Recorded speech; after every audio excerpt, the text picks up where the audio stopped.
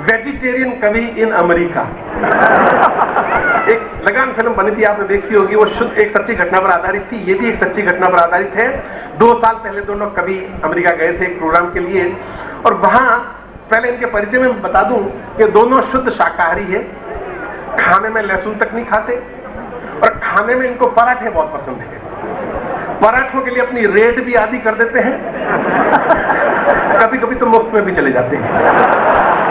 बिल्कुल सच्ची घटना पर आधारित। और साथ इस ऐसी एक होटल में इनका बंदोबस्त हो गया था जहां पे शाकाहारी कुछ भी खाने को नहीं था। 2 दिन तक लगातार भूख से मरने की नौबत आ गई थी।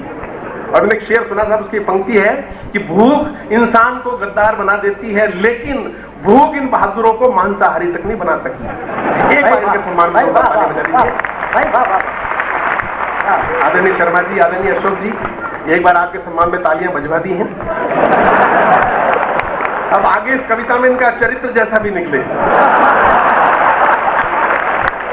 मैं जिम्मेदार नहीं हूं।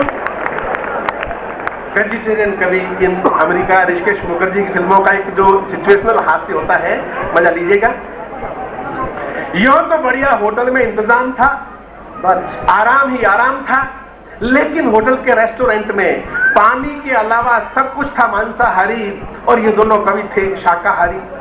धर्म बचाते तो प्राण जाते, प्राण बचाते तो धर्म गंवाते।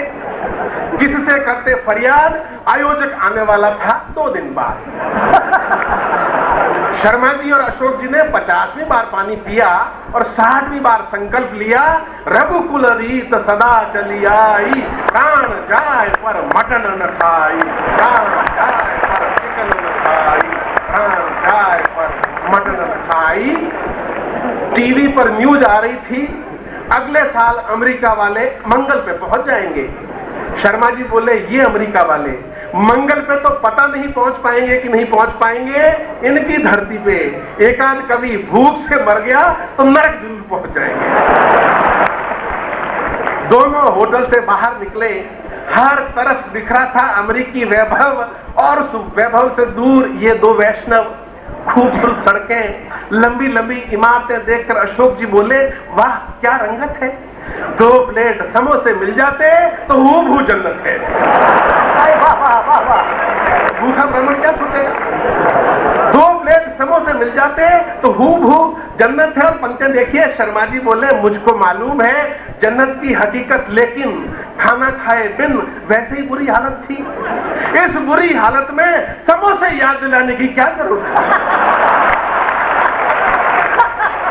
इस बुरी हालत में समोसे याद दिलाने की क्या जरूरत थी। पंक्तियां देखिए, एक नई थ्योरी दे जाऊंगा मरता मरता, कि बिना अमेरिका आए तो कोई भी जी सकता है, लेकिन बिना खाए नहीं जी सकता, बिना खाए नहीं जी सकता। तभी एक साहित्य प्रेमी टकराया, सुन के इनका धर्म संकट अपने घर ले आया और ढेर सारा दलिया फ्रिज से निकालकर इनके सामने धर दिया। बोला, हाल फिलहाल तो यही तैयार है, अगर आपको स्वीकार है। दोनों बोले, स्वीकार है, स्वीकार है। अरे दलिया तो अमृत है, ऋषियों का आहार है। साहित्य प्रेमी बोला, ये दलिया बना था मेरे अंकल के लिए, वे भी ऋषि ही थे समझिए, डिनर में हमेशा दलिया खाते थे, हफ्ते भर का एक साथ बनवा के फ्रिज में रख जाते थे। अभी एक दिन ही खाया था कि दुनिया से मुंह मोड़ गए, हमारे लिए दुख और आपके लिए दलिया छोड़।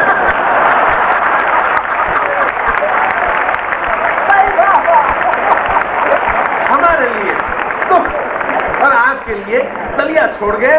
अशोक जी बोले, ये हुआ ना ऋषियों वाला काम, दलिया छोड़ गए इसके लिए, वो मर गया, उसका कुछ भी नहीं। अशोक जी बोले, ये हुआ ना ऋषियों वाला काम, उनकी आत्मा को शांति दे श्री राम। साहित्य प्रेमी बोला, दाने दाने पे लिखा है खाने वाले का नाम, जितने दानों पे उनका नाम था उतना ही उन्होंने खाया। शर्मा जी बोले, उनकी शराफत देखिए, हमारे नाम वाले दानों को हाथ भी नहीं लगाया।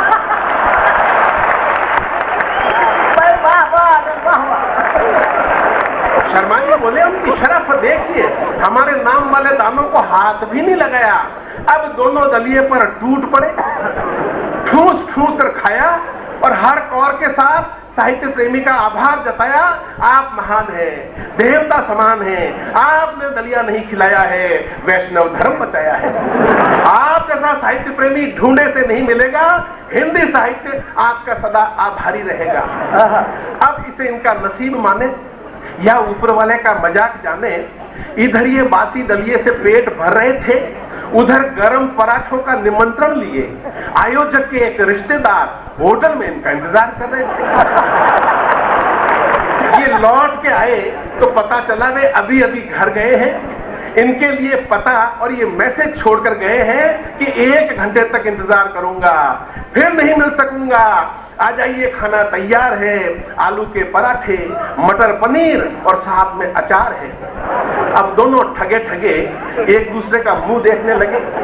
सामने गरम पराठों का निमंत्रण धरा था, पर खाते कैसे, गले तक तो दलिया भरा था।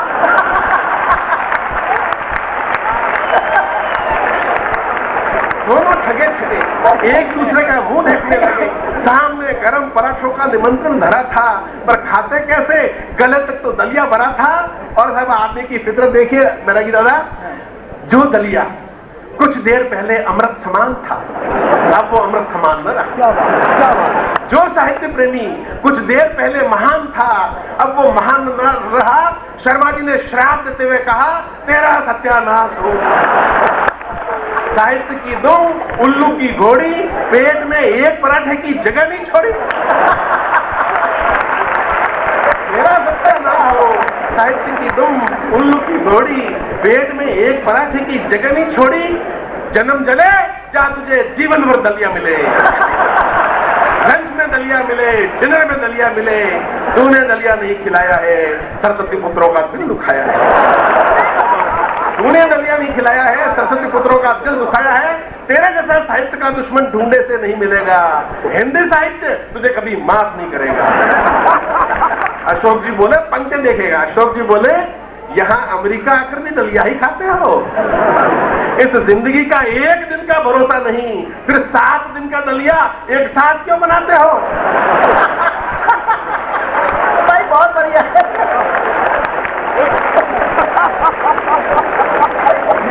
7 दिन का दलिया एक साथ क्यों बनाते हो? बनते देखिए, दाने दाने पे लिखा है खाने वाले का नाम।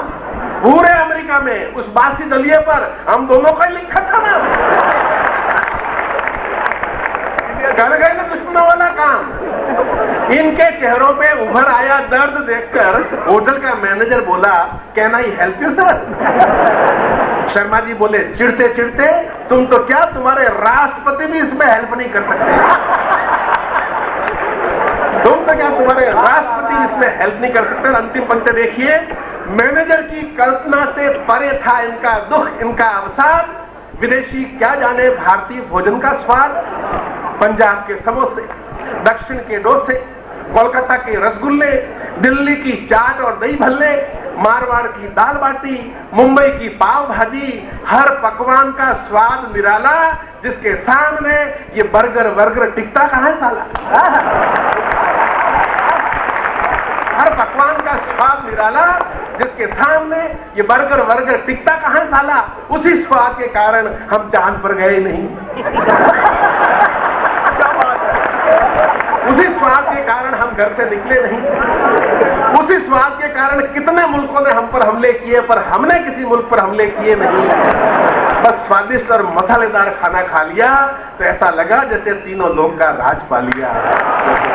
वाह वाह।